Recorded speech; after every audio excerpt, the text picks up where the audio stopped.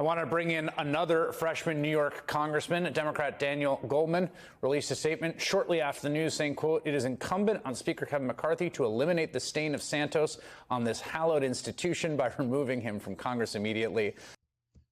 McCarthy is not going to do that whatsoever. He's going to try to protect them. All right, Congressman, hallowed seems a bit much. You do know where you work, right?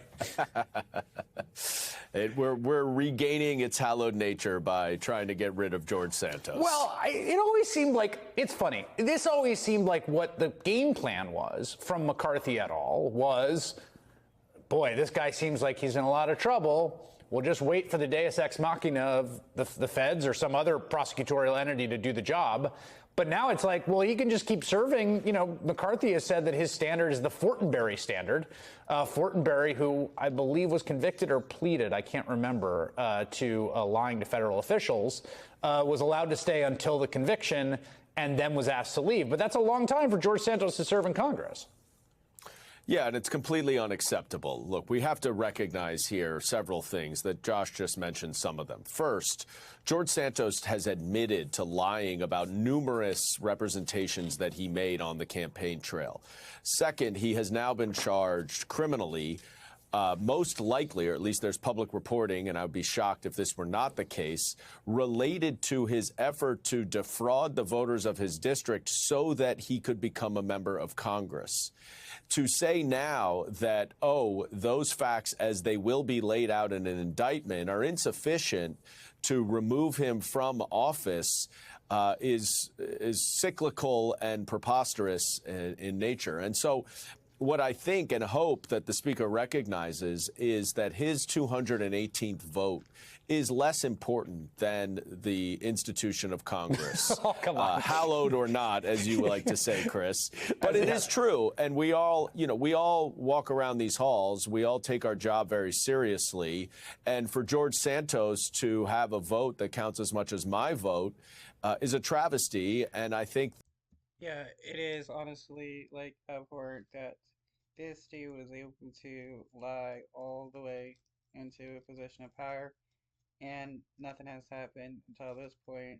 And his vote, yeah, is as strong as others. Though honestly, like, what's really the difference between George Santos and others that lie to gain power or maintain their power? All these politicians need to have a hard investigation. That hopefully the Speaker will come around and recognize that that's the right thing to do. Well, we should note also that this is not partisan, that other members of the New York class, the freshman class, have come to the same position. This is Anthony D'Esposito, who's a Republican freshman in the, I think, adjacent district to George Santos, who said, as a retired NYPD detective, I'm confident the justice system will fully reveal his long history of deceit. I once again call on this serial fraudster to resign from office. Freshman Republican member Mike Lawler, who is in a district that Joe Biden won and is considered one of the frontline folks in this next election. I reiterate my call for George Santos to step down. Representative Stefanik in Republican leadership has not done that. She's also in the New York delegation. She seems fully gung-ho behind George Santos. And she has been the entire time. She was George Santos's biggest advocate, his biggest endorser. She fundraised for him, and she has not said anything about George Santos's pattern of deceit and lies.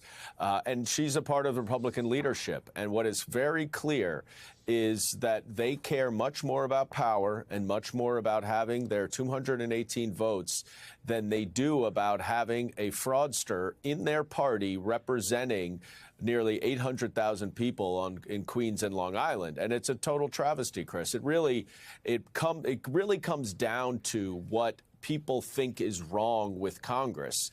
And the problem is that many people will not necessarily relate George Santos to a particular party or to a particular person, Stefanik or McCarthy.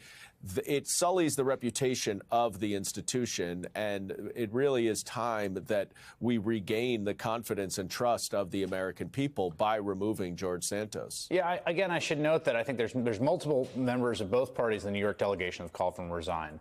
Basically, all the bigwigs of the Nassau County Republican politics have called for him to resign, if I'm not mistaken. They did a big press conference.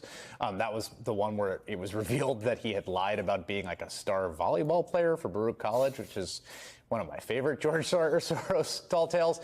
But this is like, it's sort of a bizarre and almost intolerable situation where it just seems like there's a consensus, like this guy lied, he shouldn't be there. Now there's going to be federal charges tomorrow, and Kevin McCarthy's like, tough, basically. Well, look at the recent history, Chris. George Santos was the deciding vote on the debt limit. Yep. George Santos was the deciding vote to make Kevin McCarthy Speaker of the House. This is very transactional for the Speaker to maintain his power and his speakership. And so clearly he's going to go down with George Santos as far as he will go. All right, Congressman Daniel Goldman, also representing New York in this Congress. Thank you very much.